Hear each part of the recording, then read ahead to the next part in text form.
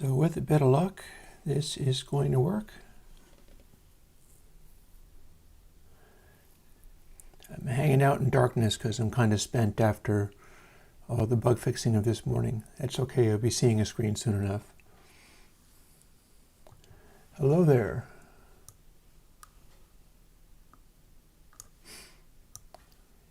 I am Chris from Airwindows, and we're going to do a little plugin coding today, just as soon as I get all of my little ducks in a row here.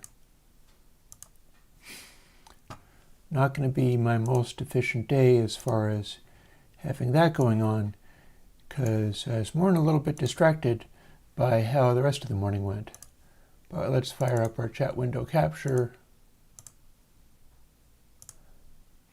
as we like to have it. And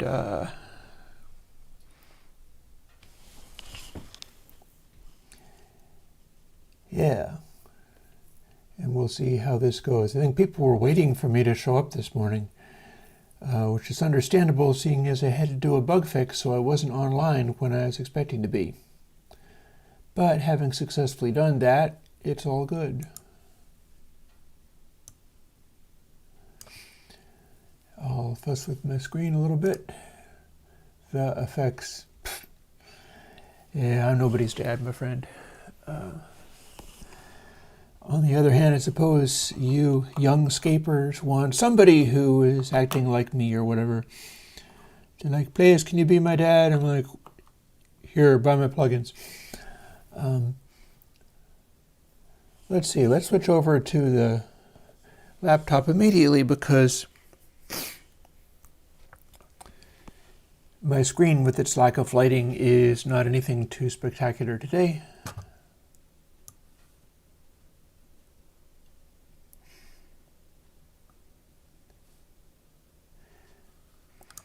And I'll shuffle my screens around as I want to do.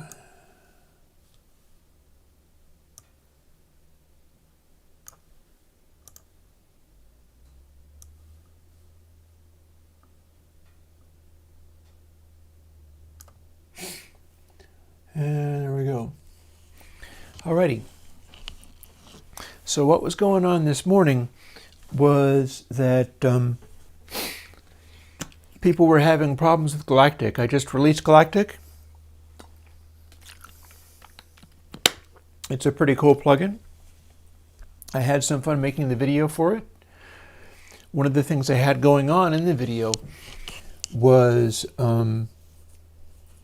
I got my Sleepy Circuits Hypno going, and I threw that into the background a little bit just to make it more spacey and interesting to look at, and put together a little space jam, which apparently people now want to download my robot noises. That's understandable, I suppose. The way I made them was a couple of make noise O-coasts cross-modulating each other. And you can do stuff like that in VCV Rack. I don't think I'm going to be doing that today, though. The Debug Fest always kind of gets my adrenaline going in a way that's not super duper helpful. But what I do have is I can demonstrate that this is what was not working. Was going to VC effects, and it would either not show up or not run. And now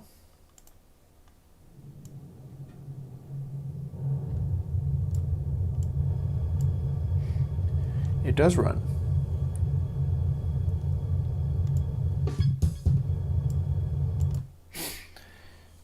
So I did that almost exactly at 11 o'clock in the morning, because I dove in and started dealing with the bug reports I was seeing, where people were like, this does not show up. And I was like, well, I remembered it showing up. But what had happened was the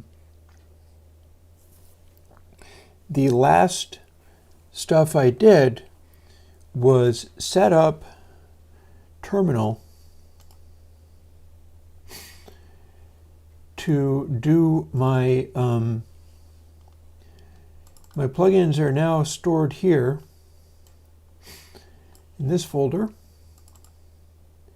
And as you can see, that is what is there on GitHub. I'm now mirroring GitHub on this laptop, on the main computer, and on the M1 machine. And so I need to use GitHub for all of that synchronizing. I'm no longer using a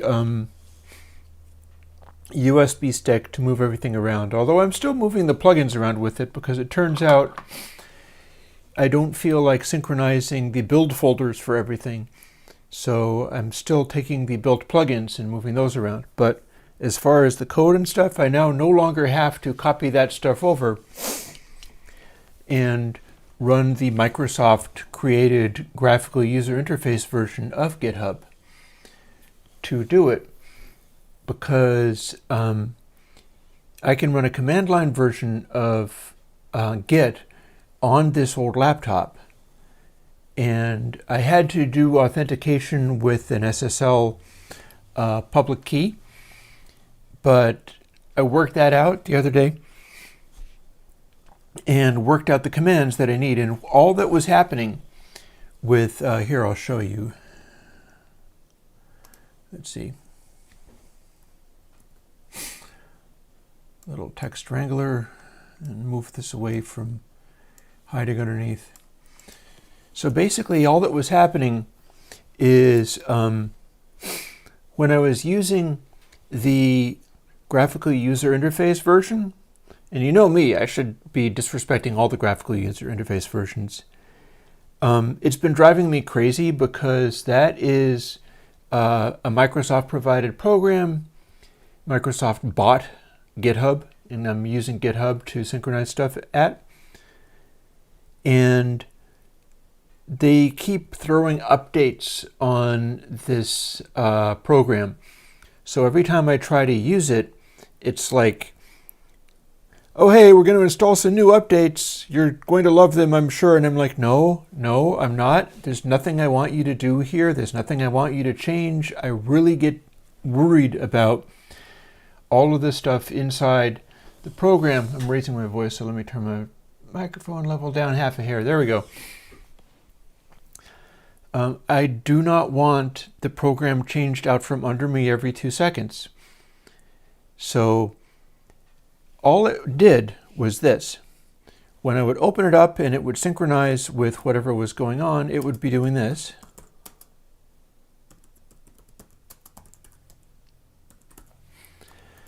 That's all it was doing. Run that in terminal, and it synchronizes with what was over the network. Git pull. When I finished doing my changes and cleaned up, I actually have something that I would run as well, which is here.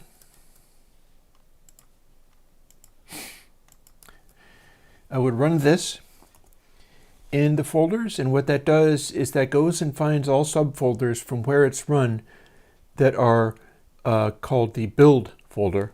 I'm not sure if I named a plugin build, if it would delete it, but it will do its level best to find all build folders in all subfolders and delete them all. And then it will throw a little error saying can't find the build folder because it's already deleted it, but it works anyhow. And then what I would do is go git add A, capital A. And that's what the graphical user interface program was doing. Then I would do, this is the part where I'd have to type stuff in.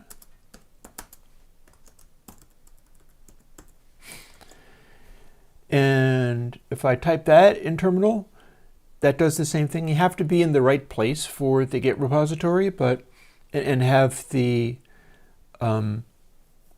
authentication worked out properly. It doesn't want you to do password authentication. Instead, you need to set up a private key. And I successfully did that, so that part will work fine for me. It seems to, and I know what to look for if it goes wrong at some point. Then lastly, when you're done with all that stuff, you go git push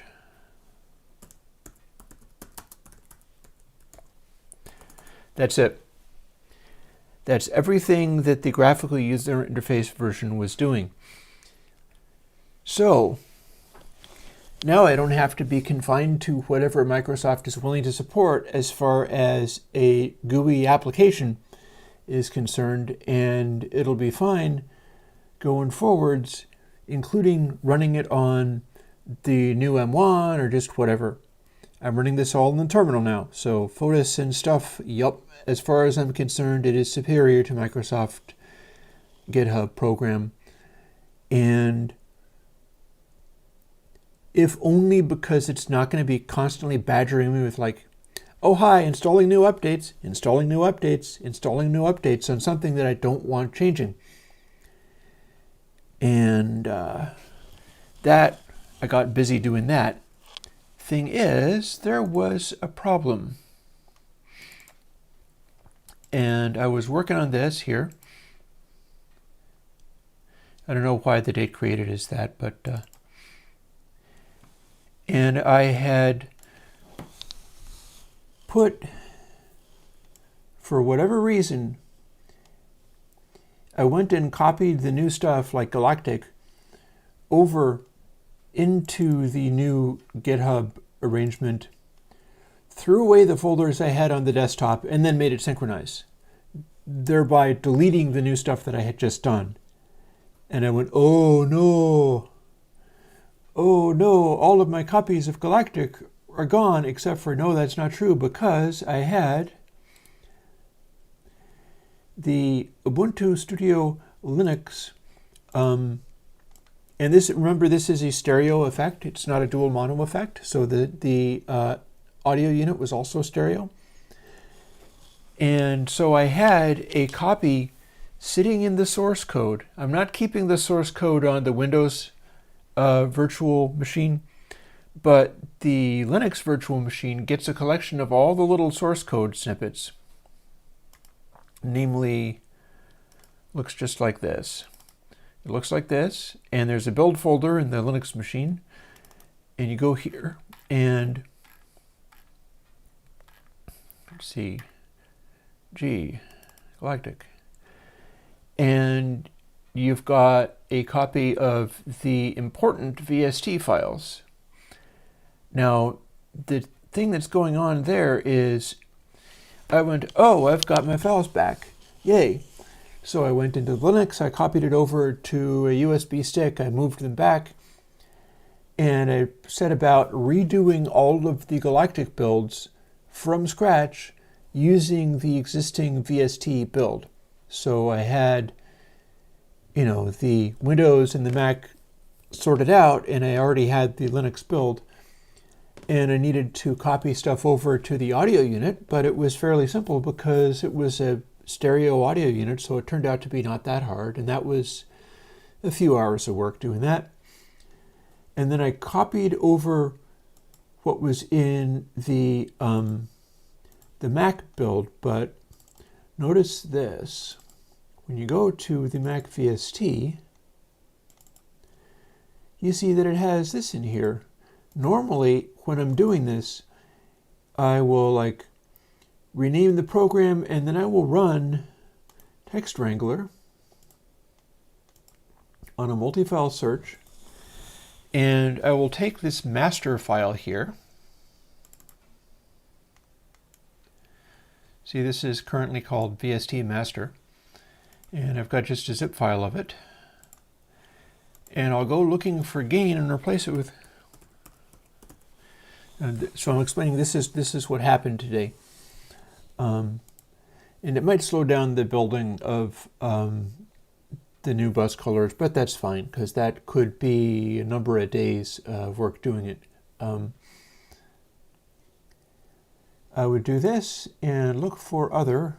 We'll go for the, whatever that was called. Oh yeah, VST master. See how that says gain? I have a working project built that's called gain.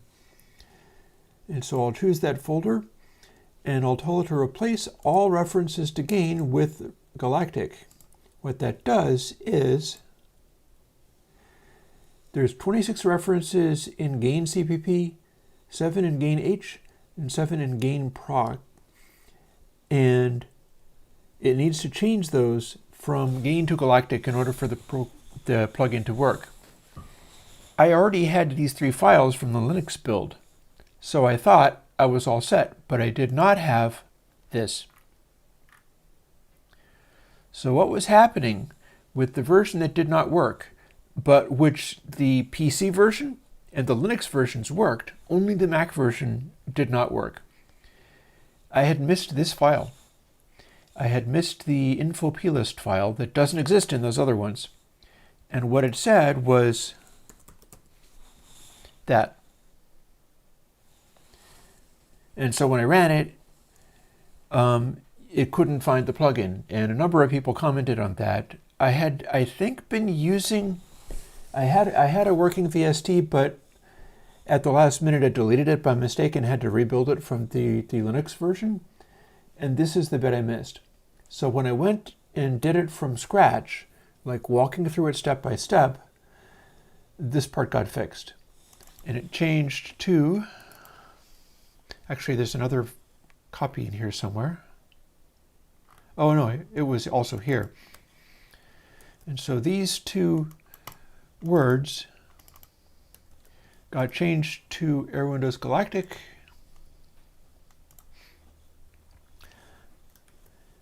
At which point I was able to just build the file, and it was fine. So that was this morning. This morning I had to get the Mac VST working for people. And I managed to do it. I'm pleased to say that I managed to do it without taking, I thought I was maybe going to have to take this live coding stream to do that. But at the last minute, I hit on just like walking through the steps and caught that little problem. And it began working immediately and it was fine. Bo has a quick question. How come things, vocals in particular, sound more out of tune over laptops and phones? I couldn't tell you. I do know one thing that some of the high-end audio files have sometimes said, which is that when you have a really high-quality playback, stuff can sound like it is a slower tempo. I read that a bunch of years ago. I'm not sure how true it really is. I've been having my own fun with high-quality audio. I have my record player up and working again. Turns out, although I'm no longer using the Lavry AD for capturing the output of mixes, because I'm doing the mixes in the box these days, it wasn't so difficult to patch all that stuff together in a little sort of vinyl record scenario, sort of up in the corner of my room, on a shelf that I built into the wall, which is a little stack of the counterpoint Phonopre and the Lavry, and then on another shelf, the turntable. And they're sort of over where the records are at. And I have arranged to get a optical cable so that I can run that into the laptop whose output you're seeing currently. And my hope there is that I can capture stuff. And I don't know whether I'm going to get into the I know people would like me to get into the evergreens. It's funny because it's like, my feelings on that are complicated. I enjoy React channels, and I find it very interesting and useful that React channels exist and are doing this listening to classic music. Often they're listening to it off of Spotify, and I've been in a discussion on Gearsuds about what's happening with Spotify and whether they're going to be doing lossless encoding. And I mentioned how with some of this stuff that the React channels are listening to, when they listen to it off of Spotify, it's trashing the audio completely. and people do not know what this stuff sounds like. And that's kind of what the evergreen stuff was all about, so it might be worth doing. At the same time, I've also got a sort of group of friends who are kind of big league sound engineers of that era, of the era that the React folks are doing and that I'm talking about when I talk about the evergreen stuff. And those guys hate React channels. They're getting really mad. They're like, how dare they? They're getting, YouTube revenue. Like, yeah, right, YouTube revenue. That's a joke. It's about as good as Spotify revenue if you're a musician. But these folks are super mad at the React channels, and it leaves me not wanting to do stuff like the Evergreens podcasts. And thing is, the React channel guys are showing me which records you can play on YouTube and comment on. And I could play them all the way through like those folks do, or I could interrupt them like I had been doing before, or I could capture it and then build a live stream off of playing the computer file rather than playing it literally off of the vinyl live while people watch. Because I've got it patched through in such a way that I could do that. And the reason I have mixed feelings about it is that I've run into a bit of a Facebook boomer problem with some of these people I'm proud to consider friends to a point, who are responsible for some of these works of engineering. I hang out with these folks on a particular forum that's mostly them, and I feel honored to have been invited, but they've started getting into cryptocurrency, and that worries the hell out of me. It's very much like an OK Boomer kind of thing, where they're all like, oh, hey, yeah, we're all going to get rich. I'm like, no, honey, no, you're not the shark, you're the chum. And it's not my turf. This particular forum is not my turf. So what I'm finding is happening is I kind of said my piece in a very cautious way. I was like, this is not going to end well, guys. I don't feel that I can say much more than that, though. Just let it be known that I'm very worried about this.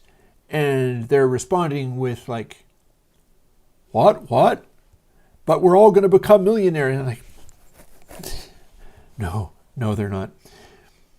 So maybe people like more my audience's age who are already wealthy in things like cryptocurrency, maybe they will make money that way. But it's mostly a way of people who already have money being able to claim that they have more and back it up in some kind of way.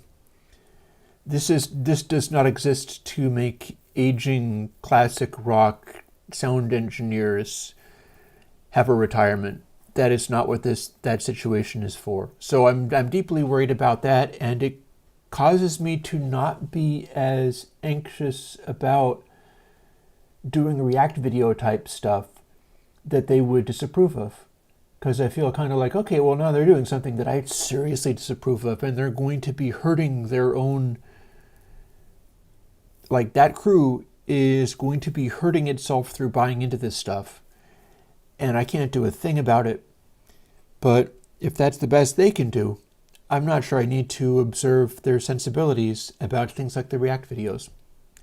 And there are points that I would like to make, such as it's worth making audio and mixes in certain ways, and you have to be able to hear them to understand. So yeah, with long story short, all I'm really saying is I can flip one switch, which I just flipped, and I now have my studio mains patched through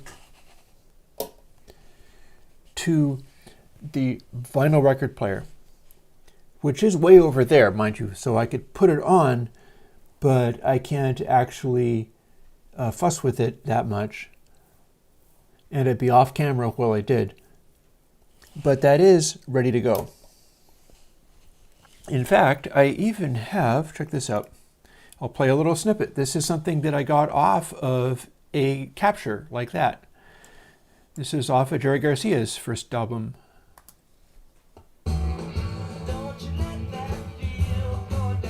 So I can do this, basically.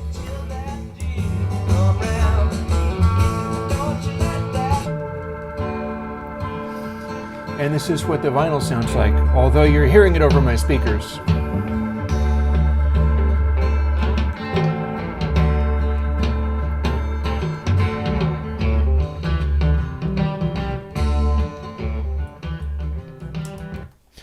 And that's not even the most exceptional hi-fi vinyl record, but it does give you something of an idea of what the sound of this stuff can be like. So yeah, this was just my test capture, working out that I can in fact do that quickly and easily. But I also have the switch where I can patch that through to the speakers right now, which means I'll be able to listen to it a little bit more. And yeah, we'll see where this goes, because like I said, I've been holding off. I had always done this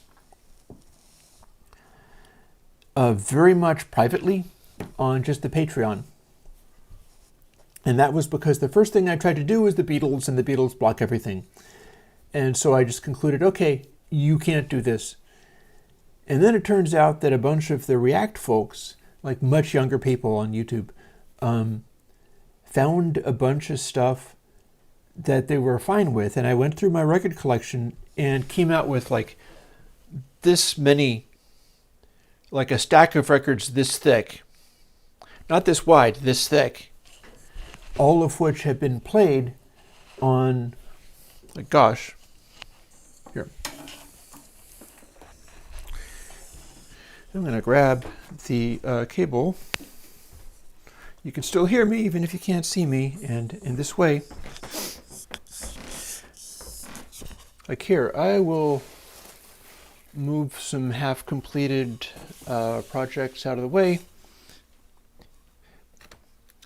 2 records by Aerosmith, Allman Brothers, Jeff Beck, Big Brother and the Holding Company, Black Sabbath, Blind Faith, Blue Oyster Cult, more Blue Oyster Cult, even more Boston, David Bowie, bunch of different David Bowie, The Byrds, The Clash, Cream, various Creedence, Crosby, Stills, Nash and Young, Dire Straits, Emerson, Lake and Palmer, several different Emerson, Lake and Palmer, but not the first one, apparently. There's a track on the first one that gets blocked.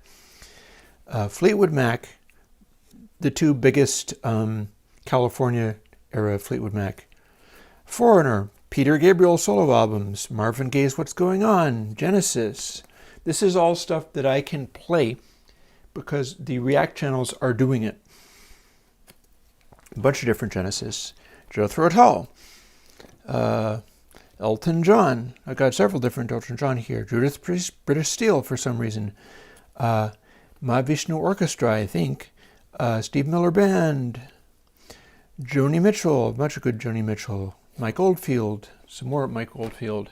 A bunch of Pink Floyd, believe it or not. Let's see. And I've got quite a lot of the key Pink Floyd. The Police, bunch of different Police. The Pretenders, Queen, Rolling Stones, fairly often. Todd Rundgren, Rush, more Rush, even more Rush, even more Rush. Santana, Bruce Springsteen, Chris Squires, Fish Out of Water solo album. Steely Dan also is apparently fair game. Steppenwolf is something you can do. Traffic, UK, got their first album. Van der Graaf Generator, Van Halen is apparently something you can do. Rick Wakeman, Joe Walsh, Weather Report, The Who, Stevie Wonder, XTC, and a bunch of albums by Yes.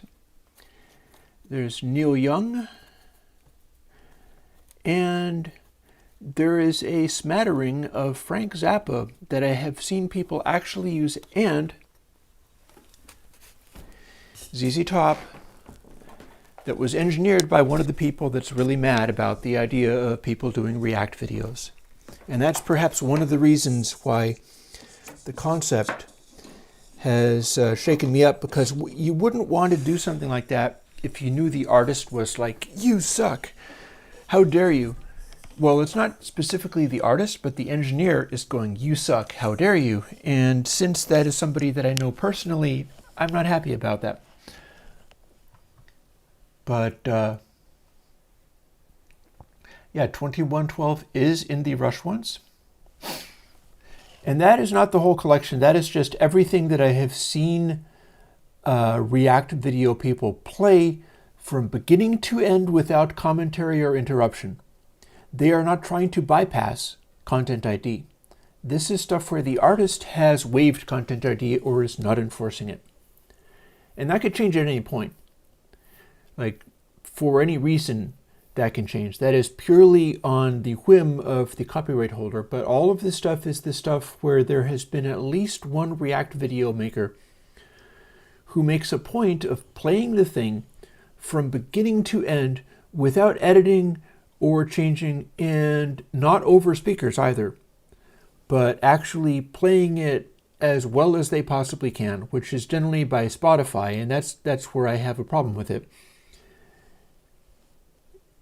And once it's finished playing, then they comment on it. So that list that I just gave you is the stuff where, and it's leaving some things out. For instance, there's a bunch of stuff like AC/DC you can't really do because they don't like that being done. But these are not bypassing Content ID. This is Content ID recognizes it and goes, "Oh, okay, you go ahead." And we know that because a lot of these videos, for instance, if I had tried to put any King Crimson in there, forget it. Robert Fripp scares record companies, not just copyright infringers. So you don't even want to mess with him. You will not be able to do such a commentary on King Crimson. I have, but I did it on a privately available MP3, which lives, I think, in a folder on the Airwindows site, and it's the Patreon has access to it and stuff. And I didn't try to broadcast that anywhere. So yeah. Again, we're not talking about bypassing the, well, I'm talking about maybe doing this during streaming too, because it would be much better to be able to comment on stuff and answer questions. Like if you went, "What's making that guitar sound?" I could explain that, whereas it would be less good if I had to try to anticipate every question.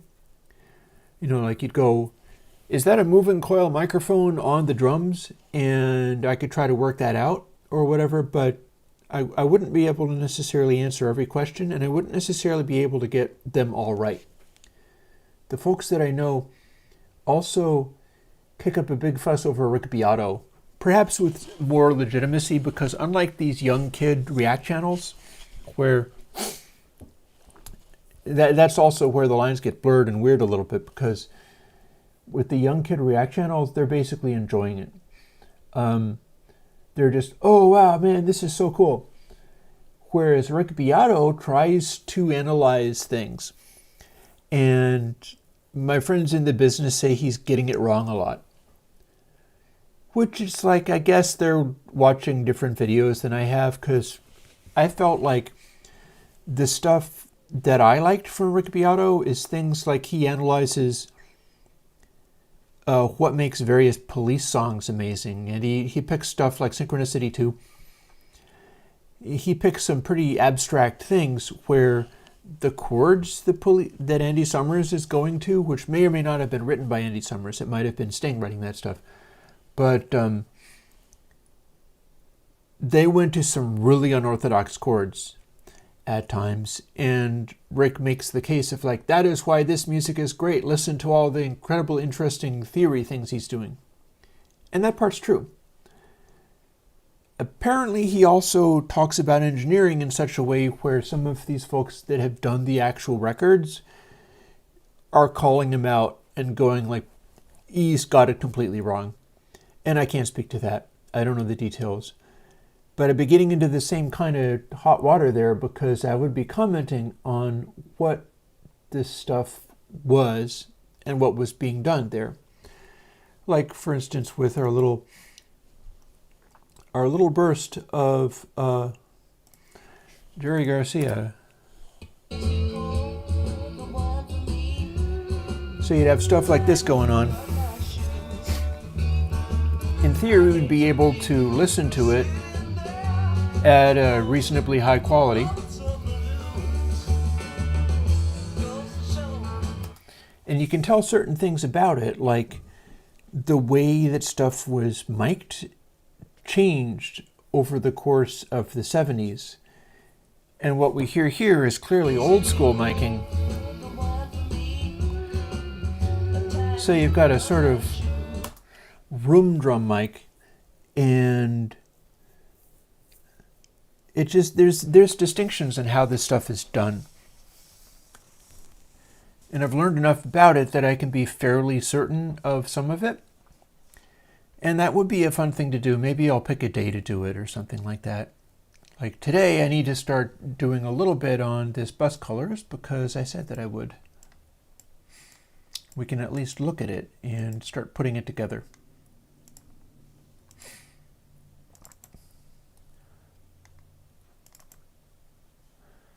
In fact, let's do that. Let's see how much of this we've got. We do seem to have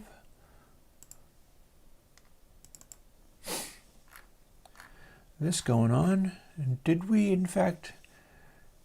Yeah, I've made comments as to what I should do. This is all the stuff that lives inside bus colors, and I believe I have commented out some of this with my intentions.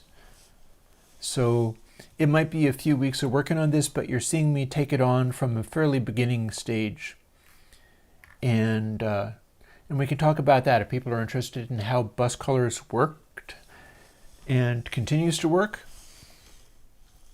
What we're looking at is basically bus colors 4.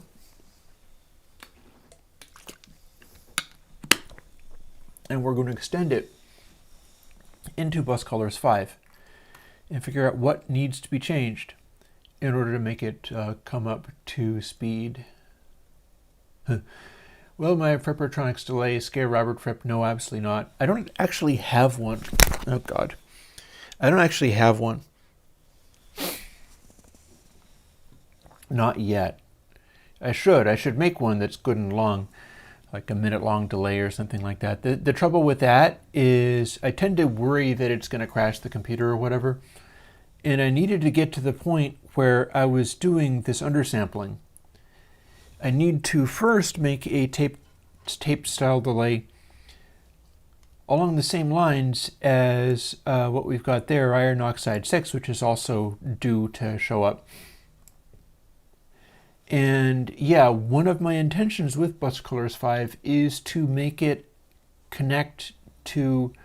I'm thinking what I want to do is make it essentially a replacement for Console 7 Cascade.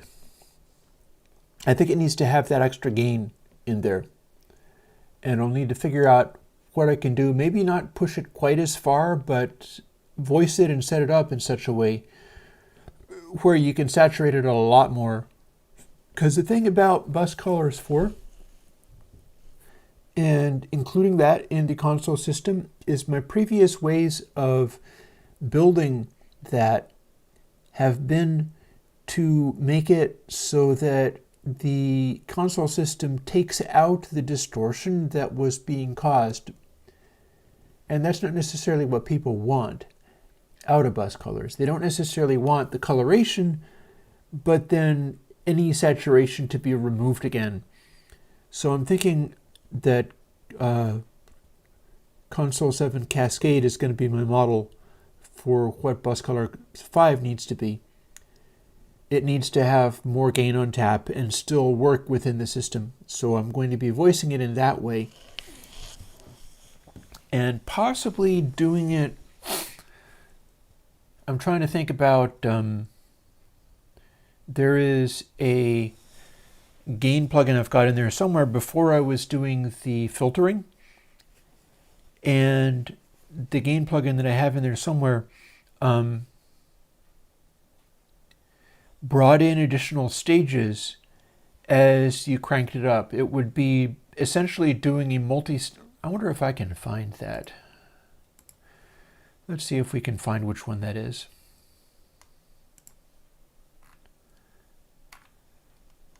It's going to be in here now. Let's go searching. So what would that have been? Might be a little bit like Avermatrix, actually. Yeah, maybe this is a way to find that style of code. What I'll be looking for is behavior much like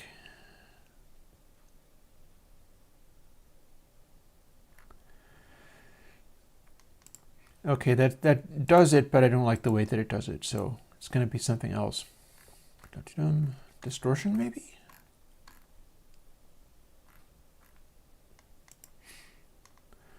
Let's go exploring and find where I had done this before. Nope, we just got one stage there. Or do we?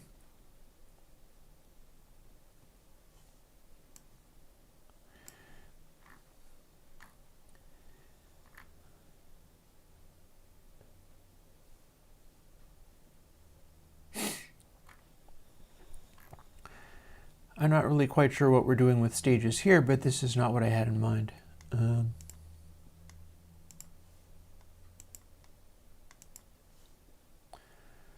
So if it ain't distortion, what would it be? If I can't find this, then maybe I'll just have to code it from scratch because I know that I had it somewhere.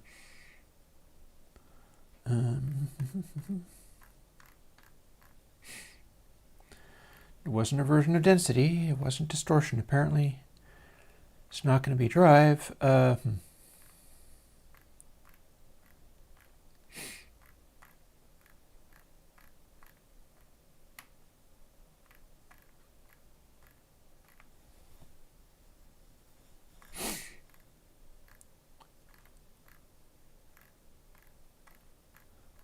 Scientists are baffled. I'm baffled. I'm not sure how this was done or where this was done. Out of my code, and it doesn't get me anywhere. Okay, so basically what I would be doing is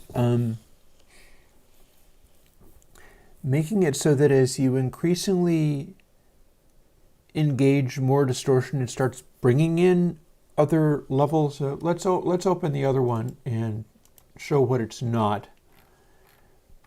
I know I can demonstrate what it isn't. And that will have to do. So I'm pretty sure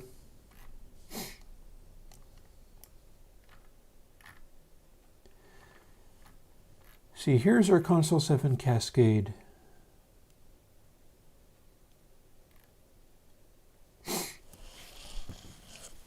Now what I need to be doing with the new version is we've got this cascade factor, and that is a level of distortion, but it needs to, I wonder if unbox is the one. I think it might, I'm not absolutely sure. But the deal with this is, see where it says if 1.0 or not equals cascade, it does this stuff. And we've got like a filter, and we've got a distortion factor in here. This is the console 7 channel distortion stage, which is exactly the same as the one in console 7 channel. I would be wanting to use something a little simpler. I'm thinking of maybe using the drive distortion for well, I'm thinking about using the drive distortion for the Mackie-based concept of this. There is no Mackie-based version in bus colors because that runs on a convolution impulse, and I don't have a convolution impulse for the Mackie. But I'm going to be wanting to do a simple, like, look at that and then look at what I've got in Drive. This is going to be a show and tell day. I'm not going to have this plugin finished by today. I might even need to get a start on it on my own before bringing that in. Or, hang on, I could dig up distortion, seeing as that is showing a bunch of different versions.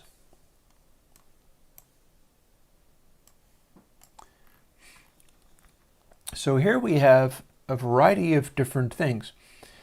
And density is this. Density is sine. It is clipped to a number so that it doesn't wrap around again. Otherwise it will start doing basically wave shaping. It'll do like a crazy frequency doubling thing if you push it hard enough. Now, clipping it this way means that it'll go to the maximum and stay there. This is the softest form of distortion, and this is also relatively expensive CPU-wise. Drive, on the other hand, is this. Drive is hard clipping to this, and then it is minus itself times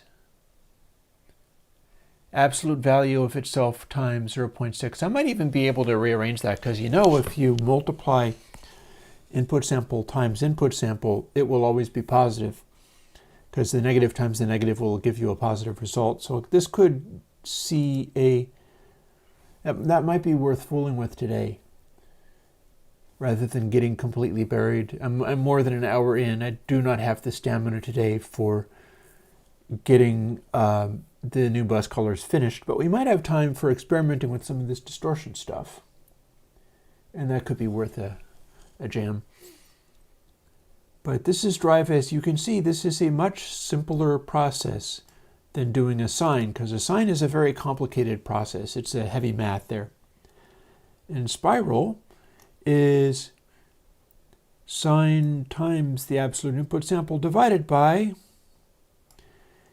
the input sample. So what Spiral does is, if you're up near full crank, you get the full effectiveness of the sine, but as the level gets smaller, it's scaling it up inside the sine calculation, or rather it's scaling, as the level is quieter, it scales itself down inside the sine calculation and then scales itself back up again after the sine calculation. That's what you see here in this. That's the Spiral algorithm. Meaning that by the time you reach close to 0, it's being offset so much that there's almost no change between polarities, and there's almost no distortion taking place until you start, essentially it's like sine is always distorting at a certain rate. Spiral starts distorting more as you approach the distortion point, so it's not the same ultimate smoothness of saturation. And that means it's got a slightly more edge to it, but not really, because it's still sine based. And Mojo is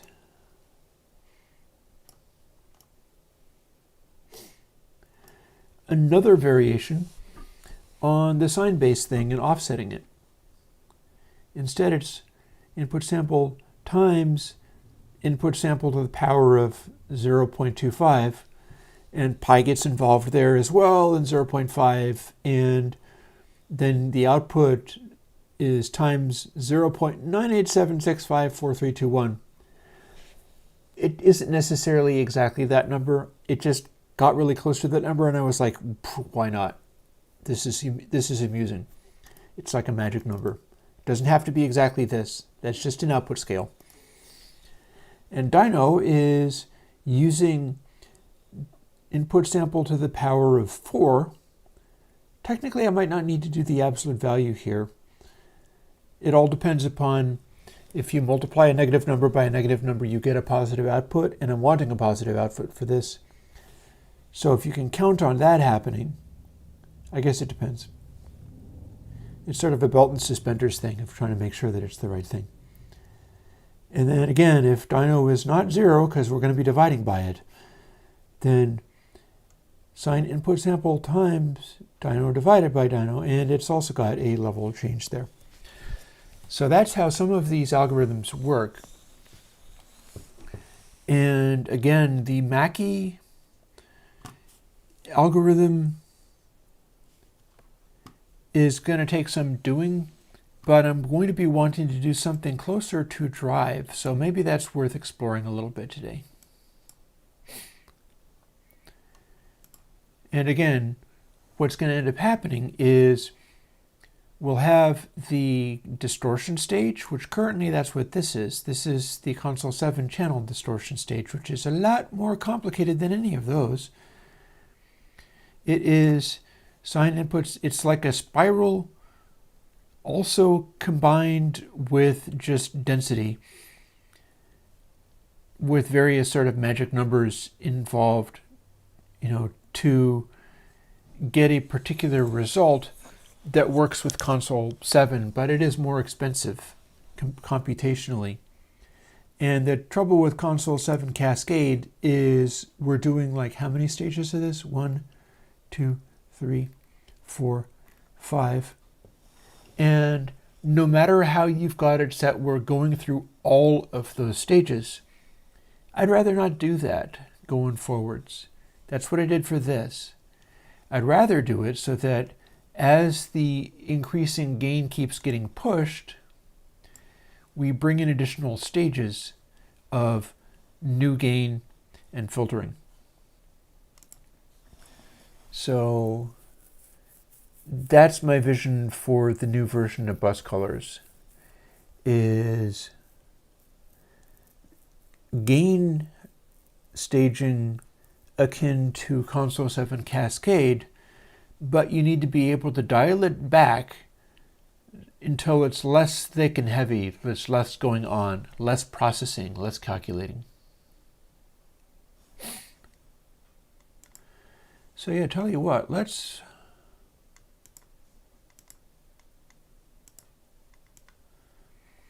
fool with stuff a little bit. Like I told you, I'm not going to be able to do much on bus colors 5. It's too big and complicated. I am showing you it so that you can see that that's in the works. It's not happening next week. I will most likely be doing coding on it on Mondays, but it ain't happening right away. I'm more likely to be able to turn out an iron oxide 6, seeing as I've already done iron oxide classic 2 and ran into some problems with that, which I can try to address in doing 6. But we might be able to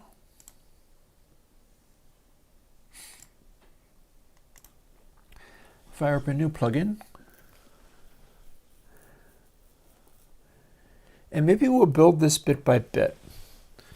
Like, let's start with just tinkering with the drive and getting a drive algorithm that I like, and then we can start adding additional stages, and then we can start incorporating the slew limiting and stuff that's characteristic, the slew limiting and the high passing that's characteristic of the Mackity.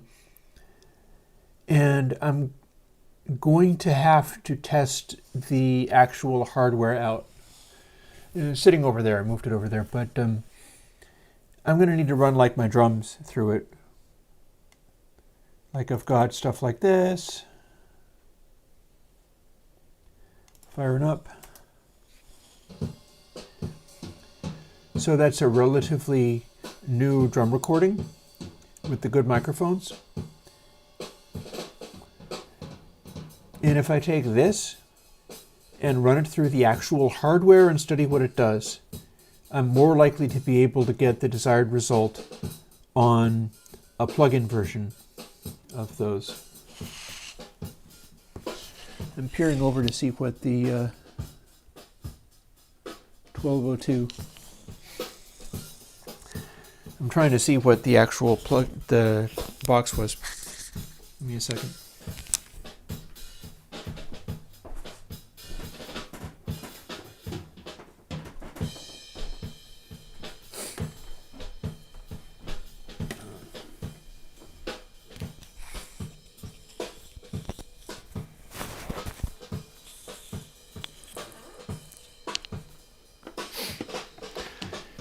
So I'll be trying to do this one.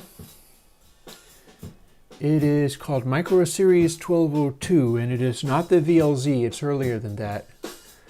It might involve me doing the EQ because I feel like some of this is probably having to do with the op amps that run the EQ, both the high and the low channel, distorting in their own right. So that might be something that I'll need to look into. I won't have to model the entire circuitry, but I will have to involve this. So I'm trying to find something on this that I can use as a name.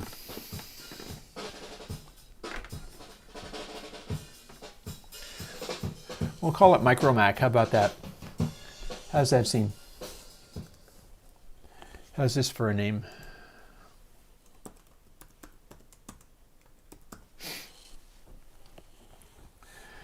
Note that it is not Mac-E, but it's under M, so you can find it that way. That, or I called the thing Verbity, so I could call it Mackity. Coming up with a name.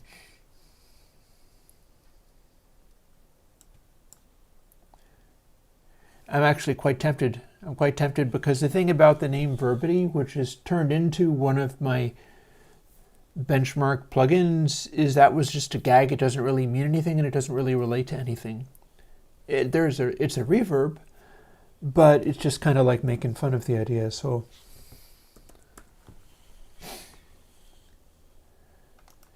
if I called it Mackity, that might be a way to go forwards with this. We'll run with it. Oh, you liked Micro Mac? Well,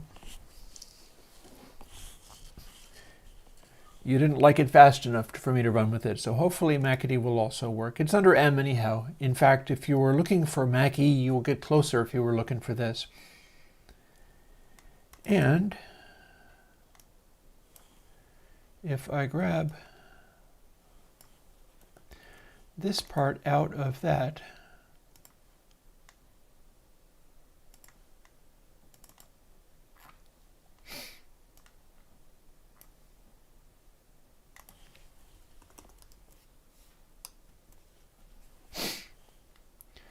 this in theory should work.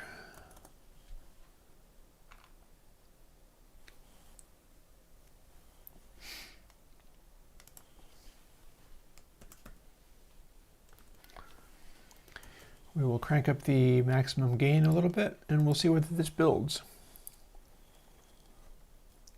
And of course it does not. And I'll tell you why, because this version of Xcode doesn't know what to make of its own files until you've built them once. Having done that, second time around it should be fine. And it seems to be. So option click to dig this up. Put it over here and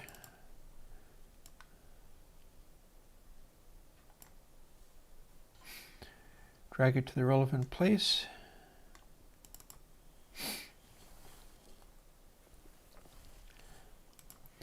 And now if I go and find that,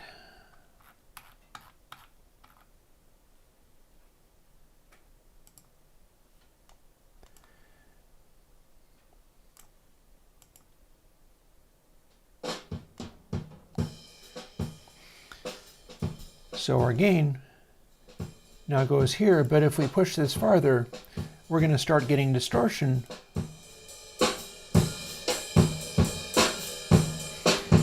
That is like the drive version of distortion.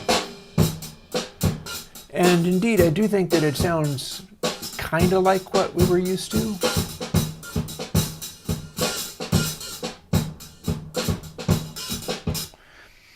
Even though that is nothing but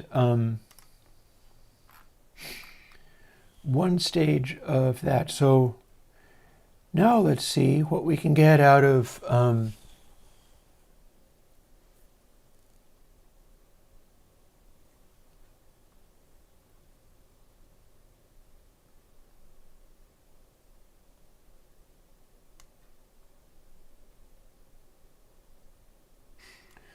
So we're subtracting this, which is itself, times input sample times 0.6. So if we didn't have that, let's experiment a little bit. Here's what we get.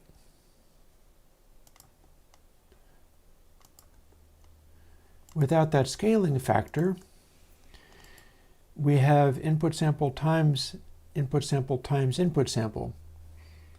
And the maximum is 1, minimum is -1.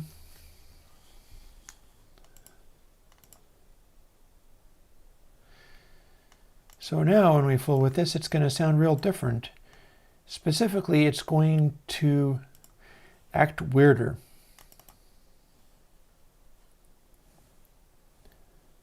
And I will show you how that sounds. Might be kind of horrifying.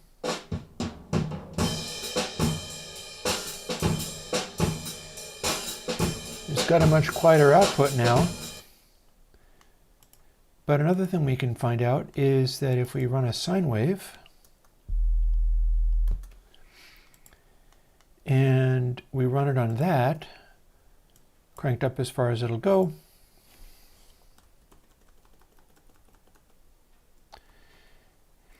it is taking a lot of the output and making it be literally 0. That multiplying stuff by 0.6 caused a limit to how far it would clamp stuff down. Without it,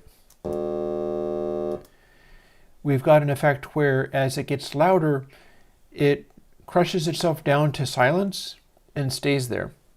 So we're only seeing the very first bit of the waveform, and then it goes to nothing and comes back, it crosses through to 0 again, and immediately goes to full cancellation as fast as it can. We're not going to save that. That's because we took out the 0.6. So one thing we could do is I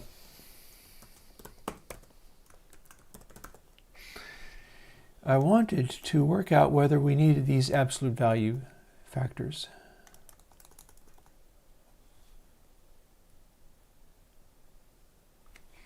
I think we need that though. So theoretically, since you can multiply a negative by a negative and get a positive, this is the same thing as doing Fab's this expression. That makes it simpler. That makes it easier.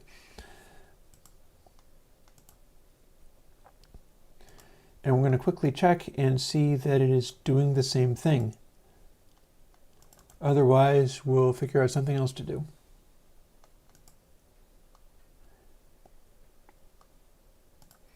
I'm going to do as much as I can in this last 40 minutes or so.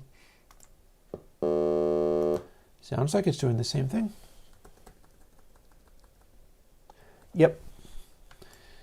So we just saved 2 absolute value calculations, and we now have a new version of Drive, assuming that we can get the same effect out of the 0.6.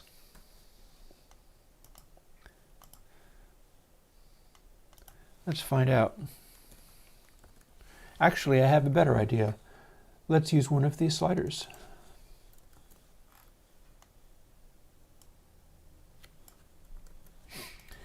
So now we can dial it in. If we have, here's what we're going to have is we've got our boost, which is gain times 8, maximum is 8. We don't need this sitting here. And then slider 2 is now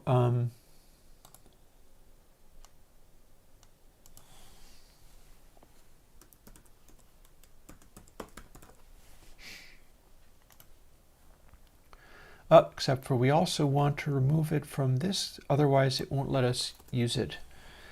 That is just to make the plugin not have it show errors. And input sample times dist amount. So now we're going to see what it does here.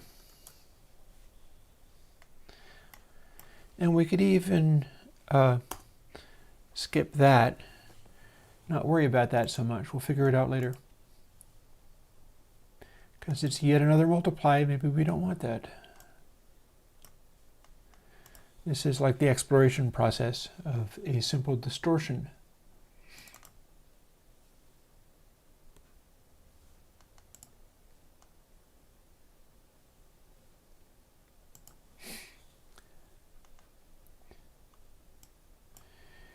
Now watch the output level.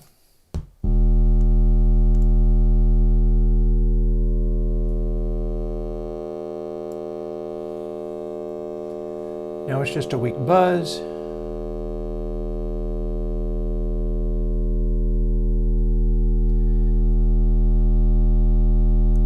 And it can go all the way to sort of full crank here. Now if we do this, what the output of it looks like is just lots of distortion. It's being clipped to 1.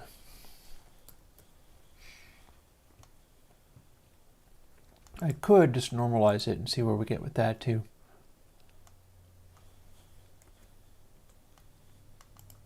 Boop. So we'll work from there. And then we're putting a lot of gain on it. So as you can also see,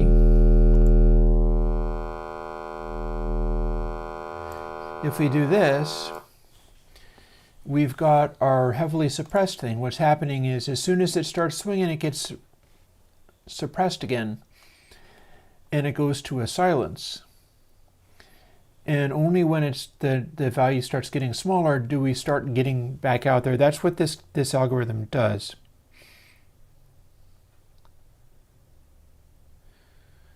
So we're gonna undo that, and let's see what some of these waveforms look like. So that's full crank.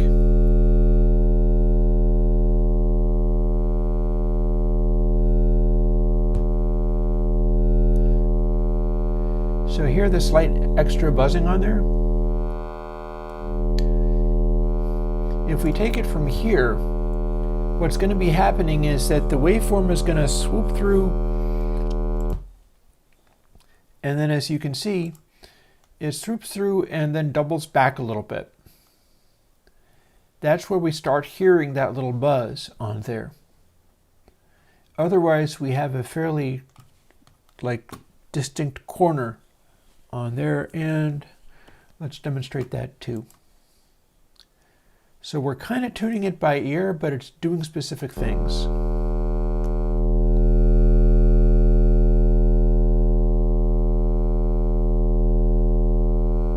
Like that's the buzz.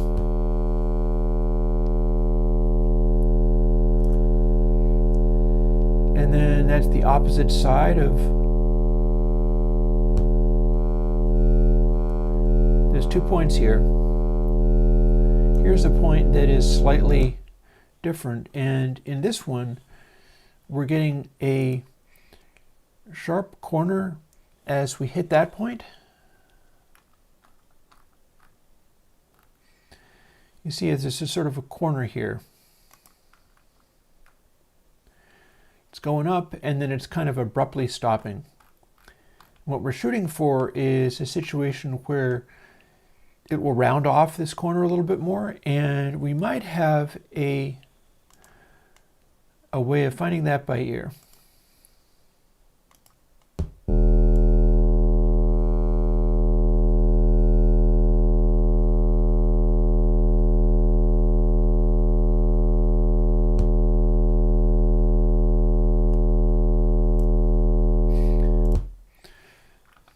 So that might be our best guess as far as a rounding off of the corner. It's the point where the distortion smooths off as much as possible before making the transition. It's still a soft clip, but it's a soft clip that tries to hit that edge as gently as possible. That said, and here I'll take a moment and demonstrate another thing, which is that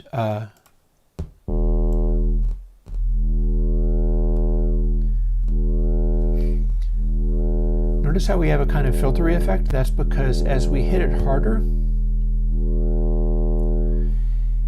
that edge we're hitting has a sharper contour to it. This is part of what I was doing in console 7-channel and Cascade, is working out a place in the algorithm where as we hit the distortion,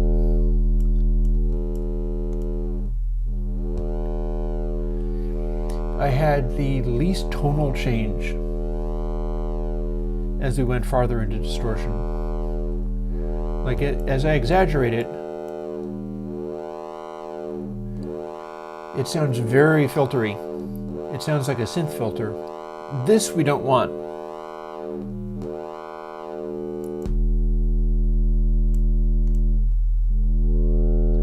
And we've still got a little bit of it here.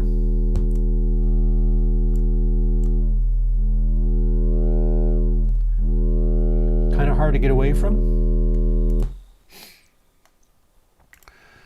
Whereas if we look at, say, this is one of the things I was doing in the new version of console. I think I can demonstrate it here.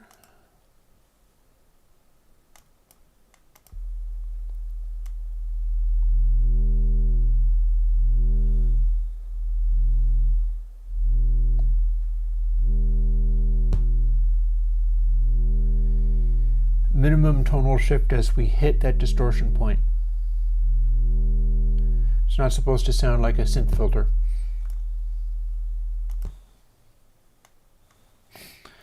So let's quit out of here, not save, and experiment a little further. Because here's something that we could do. What we get if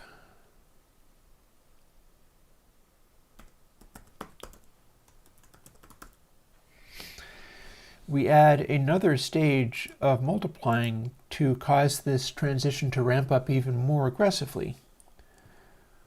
Another thing we could do is like a square root, for instance. That's a fairly easy calculation to do. And the reason I'm multiplying by a negative is to flip the polarity again. And that may have worked and it may have not. I think that's what I need to do. We'll find out.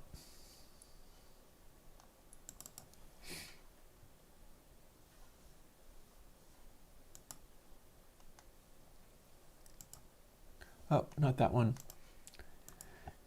It was in the top of the list, but that doesn't mean it's the one I was after. This one. So.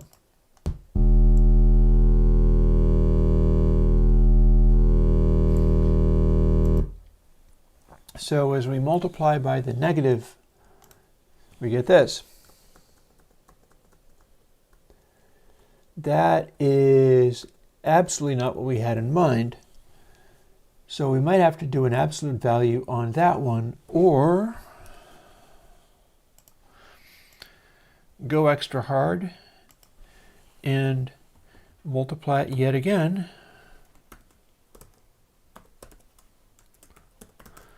We're going to see what we get out of all this. Oh, this craziness.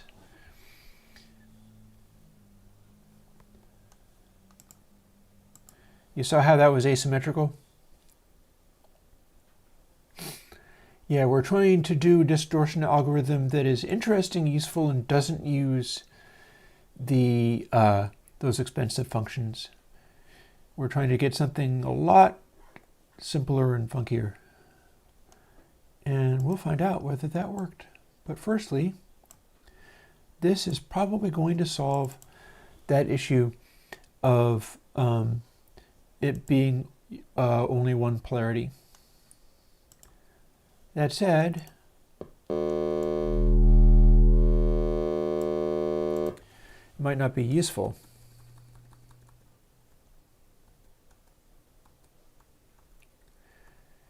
See how this is not regular? Here's our center. And as it ramps up, it starts to kick in, and it kicks in faster and faster because of the number of multiplications we're doing, until it goes to 0 and cuts off right there. So if we were to scale the whole thing. It's going to kick in faster. And this is where it starts clipping.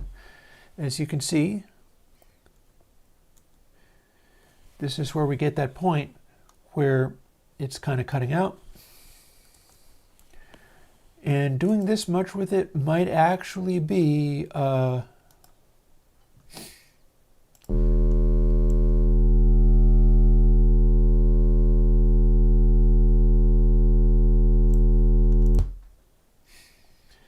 too sharp of an edge.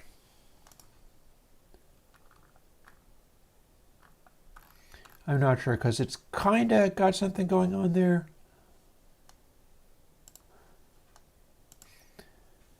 It's certainly the opposite of the incredibly soft clip that is the sine.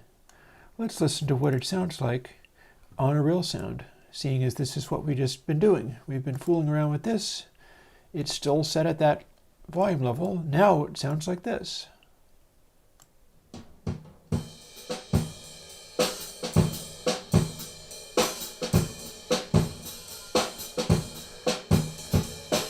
That might be fairly close to just a hard clip.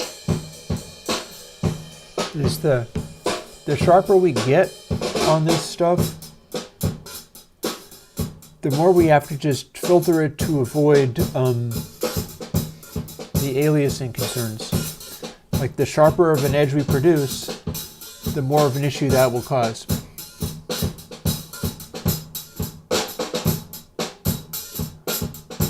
That said, I'm sure that's half bad.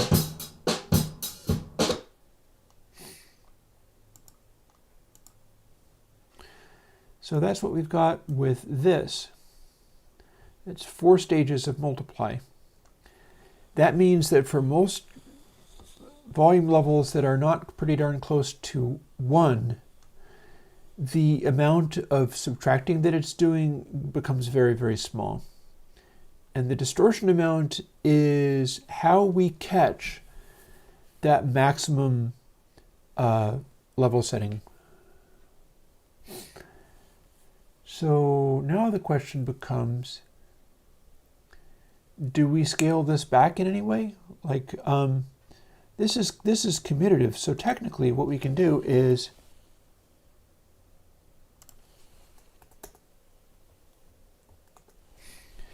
and you realize this is also a power calculation. So we've got this, and that should do a thing, but we can also simplify it.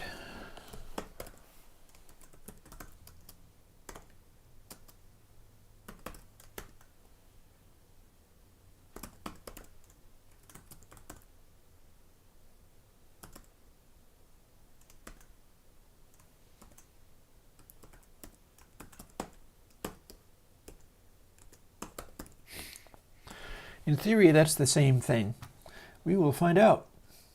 And another thing we'll be able to do is we'll find out whether it works on all forms of even numbers. I mean odd numbers, not even numbers. Odd numbers actually give us the other result. So we've now replaced this with a power function. Oh, we got to quit out of the other program first. It's doable.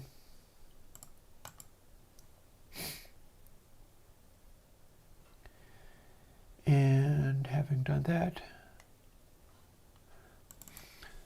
let's go back to the sine so we can see what it's doing.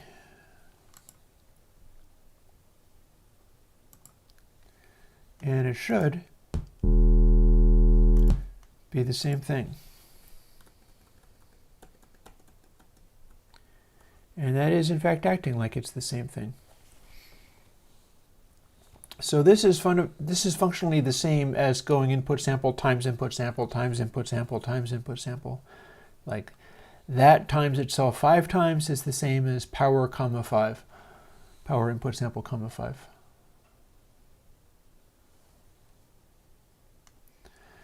And bear in mind, it's going to be more a factor of getting a kind of magic number for the output multiply.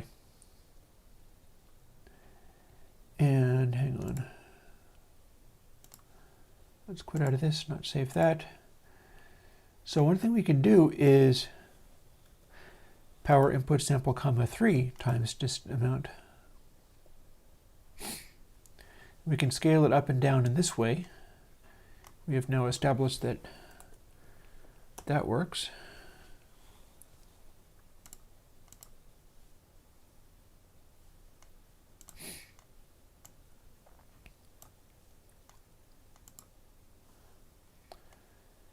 So what we got now is a slightly softer transition, which is kind of like, this is not unlike Drive. This is fairly similar to Drive, but not exactly the same.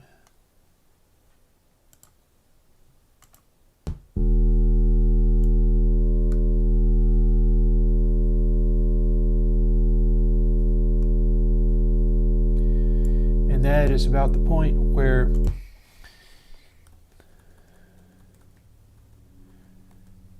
we have the corner being handled as gracefully as possible. As you can see, it is a slightly rounded off corner. And that means if we do the drum kit again,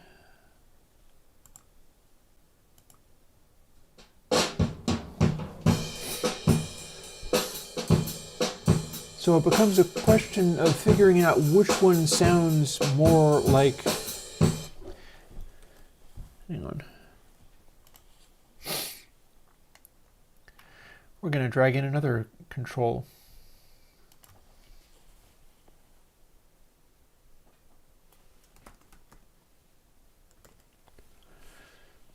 So slider 3.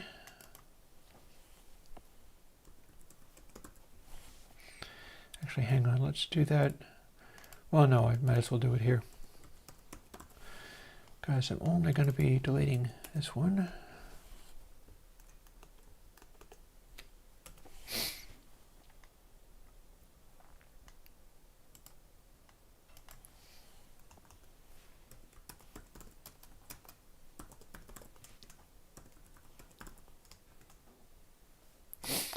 And I'm going to put a little logic in here so it doesn't do crazy things. For instance,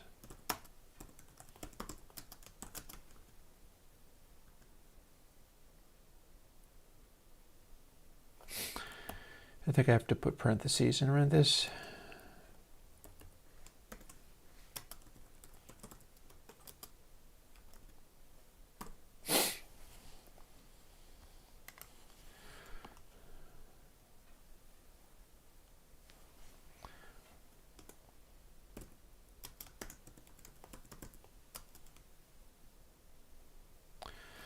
This might work.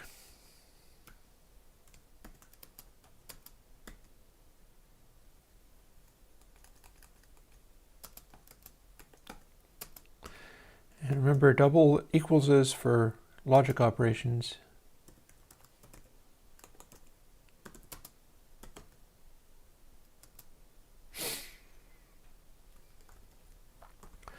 And this doesn't really have to be a floating point number, but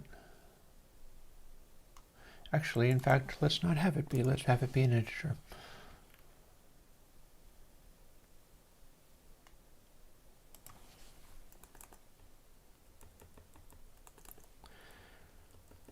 So I'm controlling it so that it can't be 0 or something. And in theory, that means that if it is a even number, it won't freak. Actually, let's skip this and we'll see what it does, but we will make sure that it doesn't do something too crazy.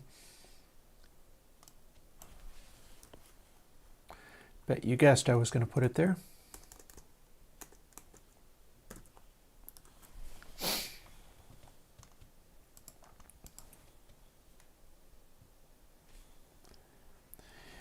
If statements are not nearly as expensive as some other things.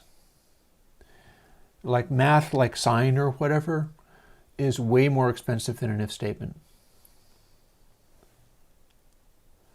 So let's see now.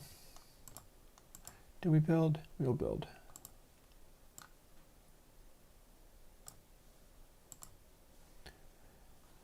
Now let's see what we got on our low frequency sine.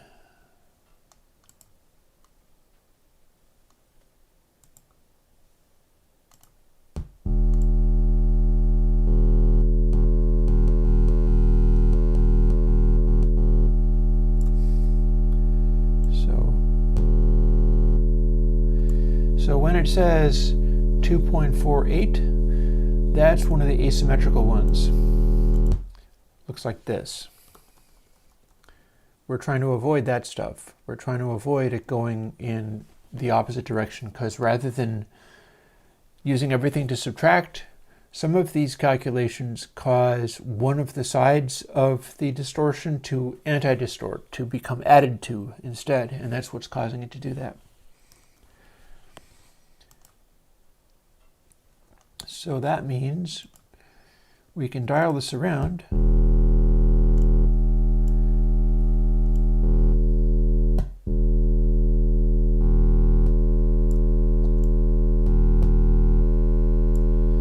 and have a tighter and tighter corner on these, and that will actually scale it so that, like with this one, we needed to adjust the trim a little bit. It's going to be a different volume level each time.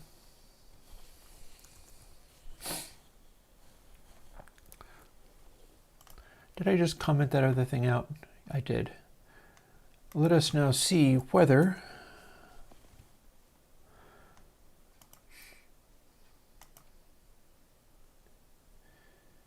this is now helpful. And let's add that.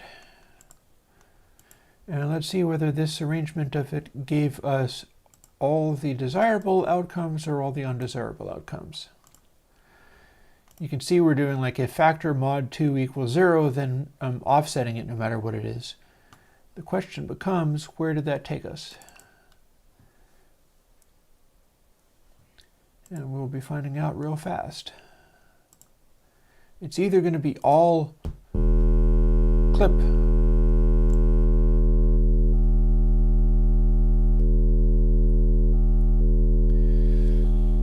so that is basically no offshoot, just pure clip. Let's see what that looked like, by the way. Yeah, so this is just strict digital clipping. It just hits the wall immediately.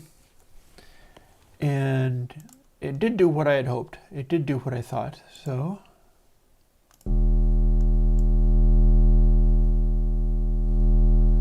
here's our scaling. And raw clipping times 3.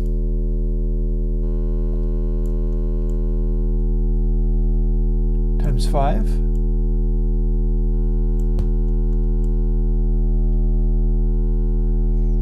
Times 7.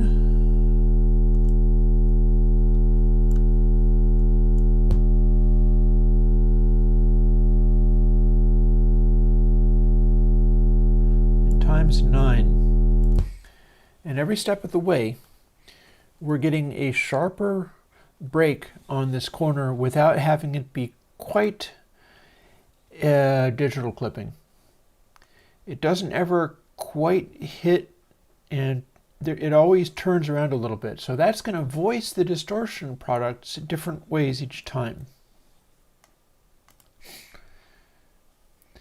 Now, if I was able to scale this in such a way where, let's do a little experiment. We've now got factor, and it's going to be something relevant.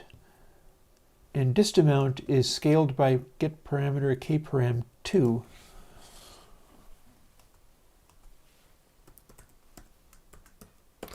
And dist amount gets smaller as we go.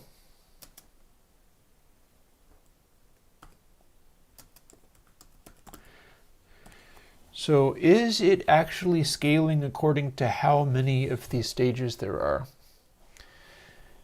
That's what we're going to find out now. We got about 10 minutes of stream left. I'm not going to go super long, but hopefully this is interesting stuff in its way. Build. This is also a good way to get to where you can dial stuff in by ear, because you don't necessarily learn all of these things just by fiddling with the heaven's sake. Come on, yo. You don't always get all of this stuff by fiddling with the numbers. Sometimes you listen to how the distortion factors go and try to get a desired effect. So, back to Mackity, and this now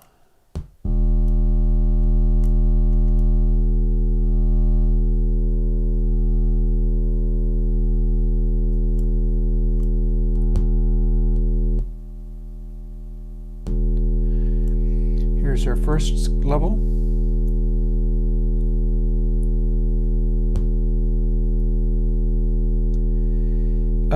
Actually, you're mistaken. A equals A minus B is the same as A minus equal B.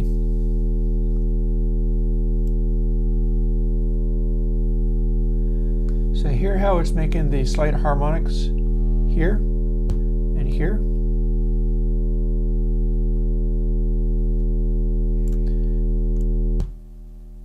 You gotta figure out whether it's at the same place each time, in which case I've discovered something kind of useful.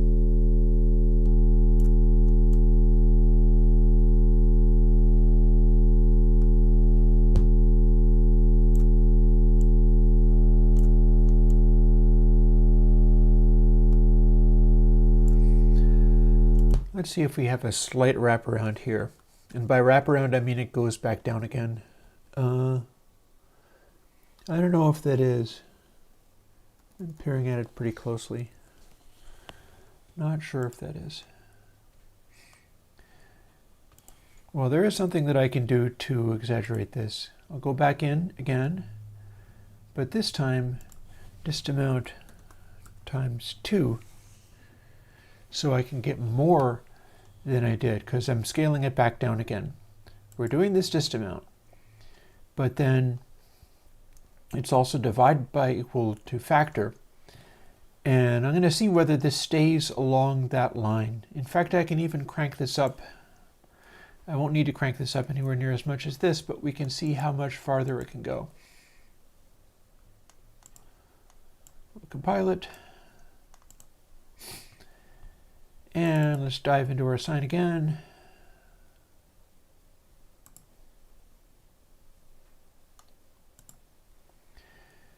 We will now have a much greater range of adjustment.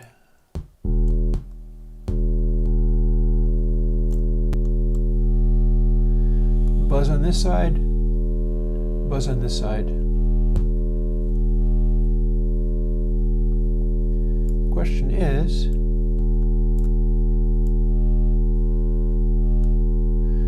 now the range is going to get smaller and smaller the farther I go.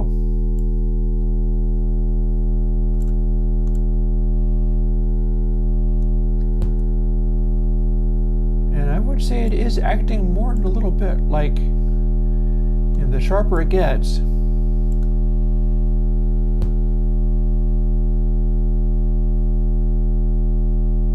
it wants to hover around here.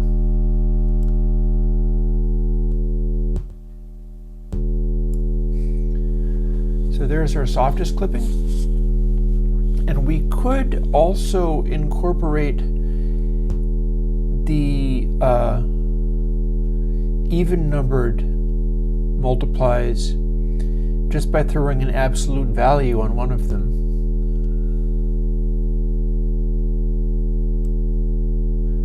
But yeah, softest clipping, a little harder.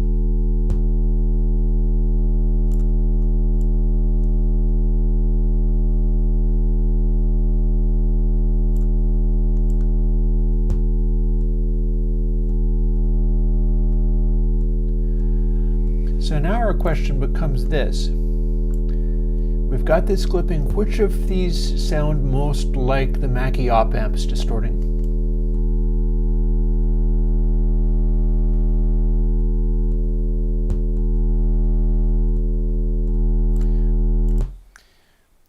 And we can fool with that a little bit, maybe by loading up something. Let's Alien Kittens it a little bit and see what we get. We're going to distort the crud out of it.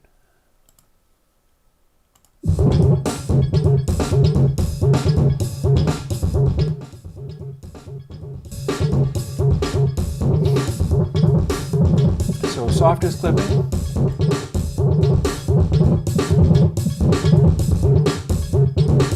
And then harder and harder as we go.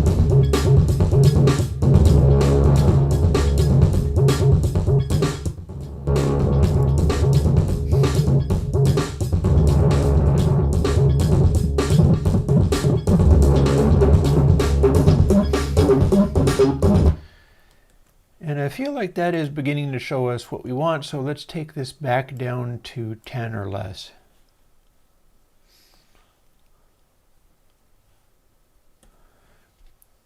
Not 70, goodness no. Factor times 9.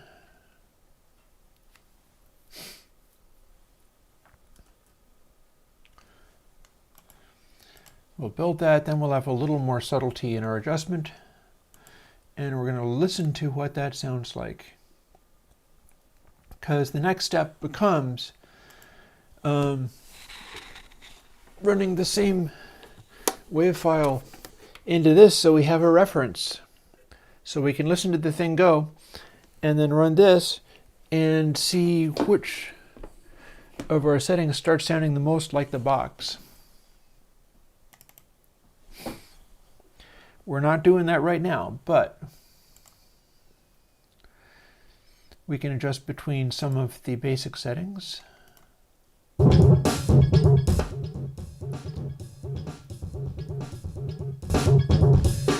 So this is where we start getting into it.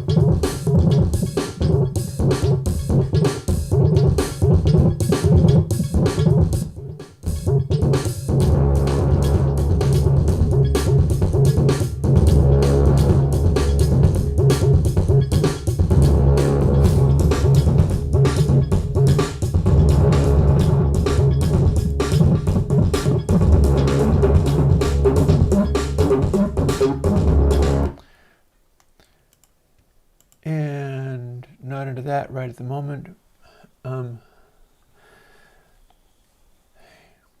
The thing about bus colors 5 that we're just beginning to, this didn't end up being much about bus colors 5. A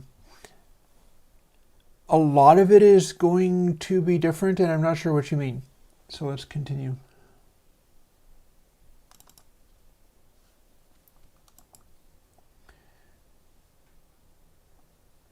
In fact, you know what? Let's quit out of there and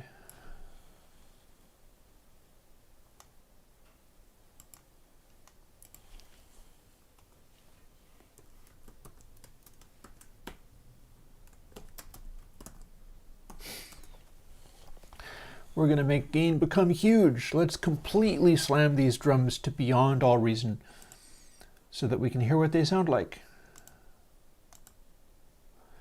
Gain times equals gain. So if it's 1, it's going to stay 1, but the more we push it, the more crazy it's going to go.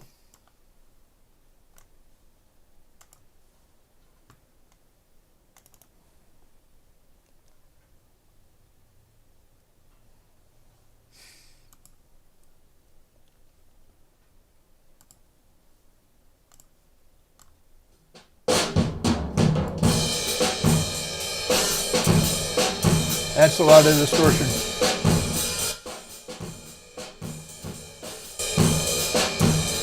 So here is the 3.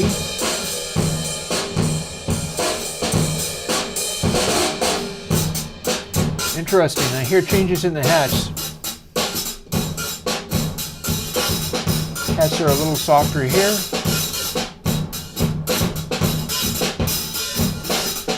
That might be more Mackity-like.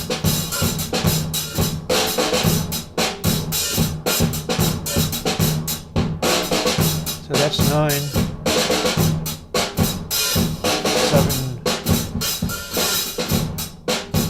5, 3. I'm thinking the 5 or 7 might work. Like basically what I'm hearing here.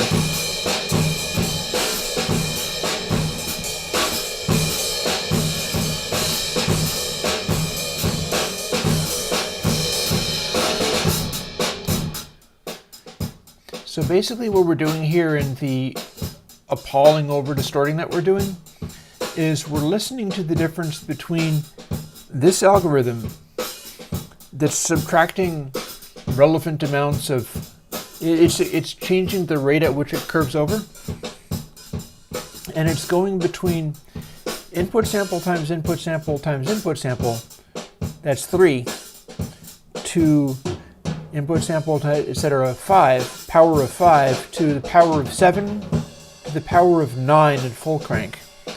And we're listening to slight changes in the high frequencies when cranked beyond all reason.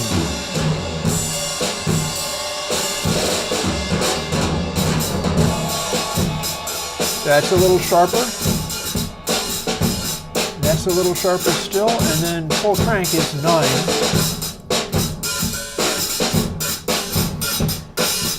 And it's a question of which of these things sounds like the most Mackie-like.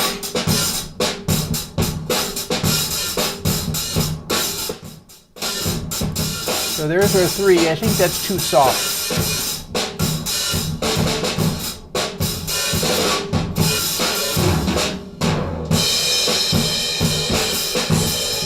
And I honestly think that maybe the 5 is working best. Like I've taken the Mackie and turned it all the way up. I know what some of that stuff sounds like.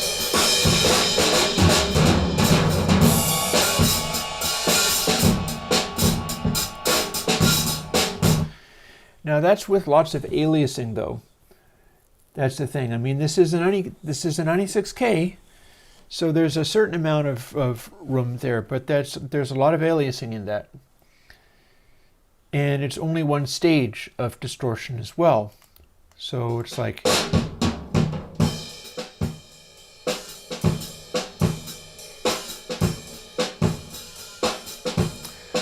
What we might have is... That's a little bit more than a little bit more distorted.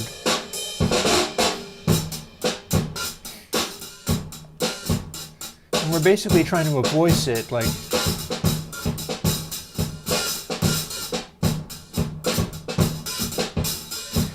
the interesting thing is how this is not exactly the drive algorithm anymore. This is something else.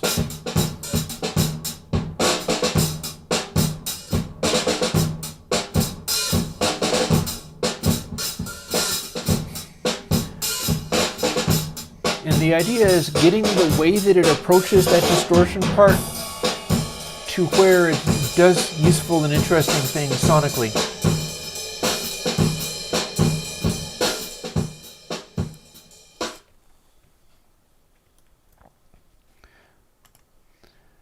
So let's say that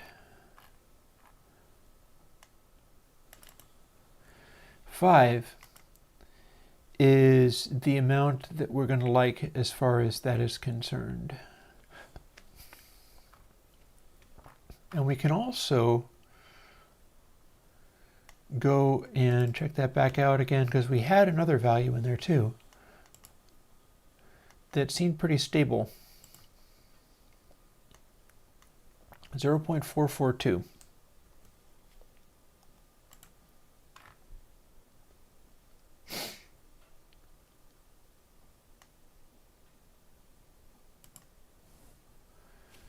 So we've got a few calculations going on here. I'm going to whip out my little calculator.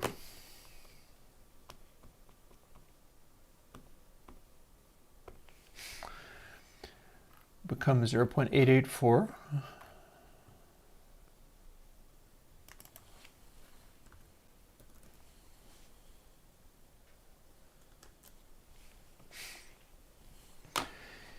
I might be able to search out a mathematical constant that relates to this. Like if I had to dial it down to 8 decimal places, there might be a constant in there that corresponds to what we're doing here. Hard to say.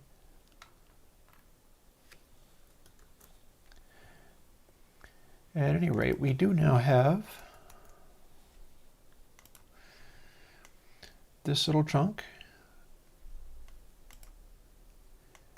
And that is the new distortion thing that sounds kind of Mackie-ish in its way. Or at least that you can saturate as hard and get something useful out of it. Meaning that we don't need any of that. And it turns out that the 5 power of 5, I wouldn't have guessed that would be the one. But it turns out that that had a top end that was similar to what I've heard off of the Mackie when cranking it that much.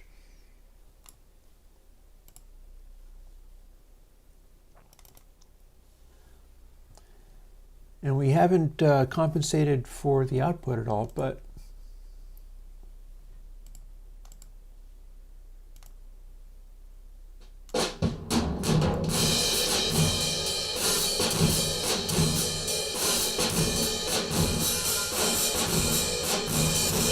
well, that's weird. Now it sounds different.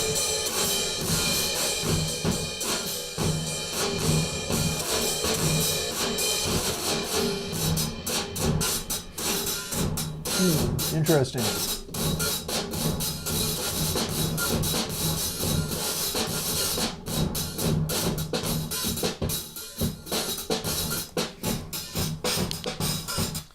Let's quickly see what we have there on the sine wave.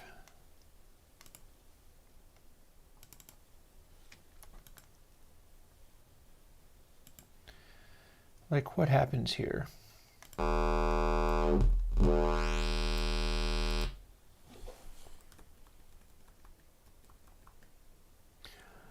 Yep, it's doing a little too much. Okay, so my numbers were not right. Let's go and adjust that now. And I'm going to log off pretty soon. I'm on past the time that I said that I was going to stop.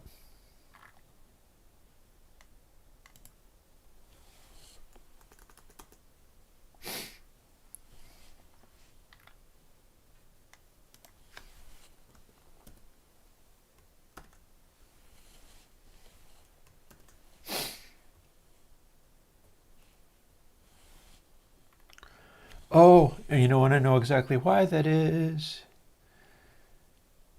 Because here, let's do a little quick thing on the calculator and see whether this gets me to where I wanted to be.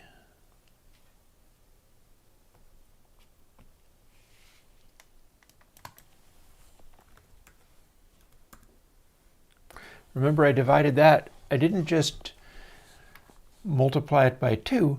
I then divided it by a factor, which was 5 at this point. So what we actually have needs to be this. That might just do it. Because I was not expecting that. Oh, hello. Something wrong.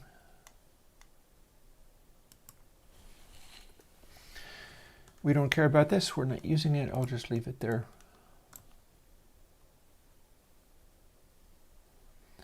And use variable, yes, I know, I don't care. Let's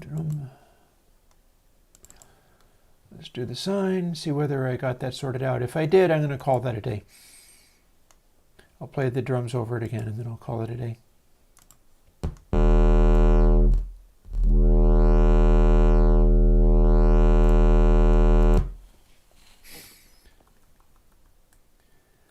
That's looking about right.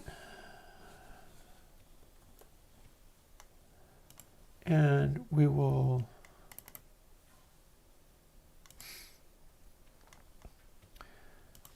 and now this is what the overloaded drums are supposed to sound like.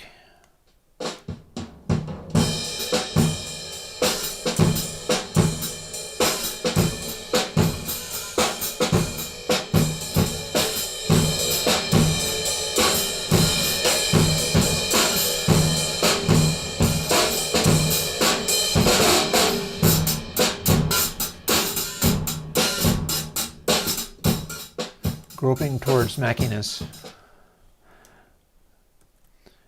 And lastly,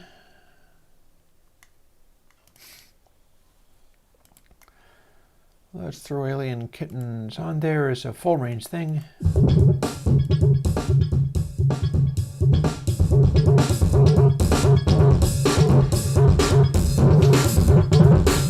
So one hopes this is what you'd get if you were running techno-y type music.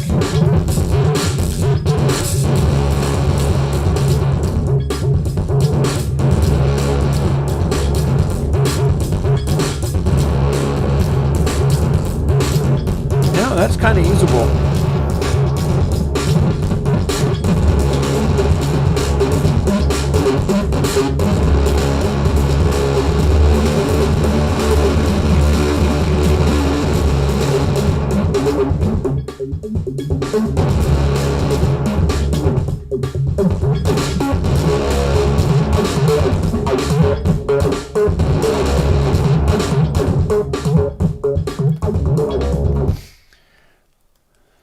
Alrighty, I feel that's a good start.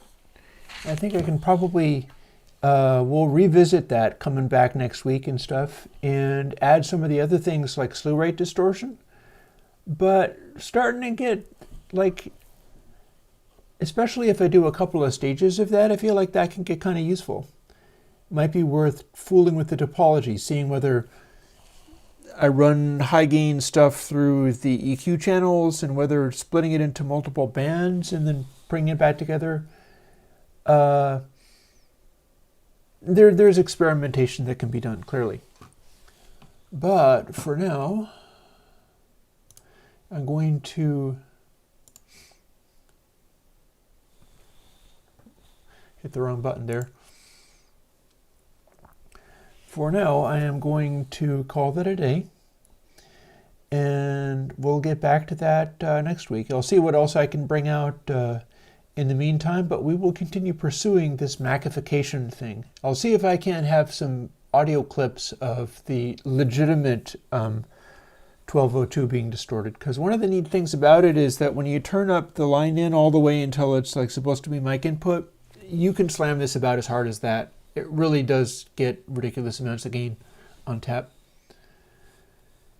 So on that note, I will bid you folks adieu, and I'll catch you later. I'm going to go and change the name of the stream from Bus Colors to Birth of Mackity. Catch you later.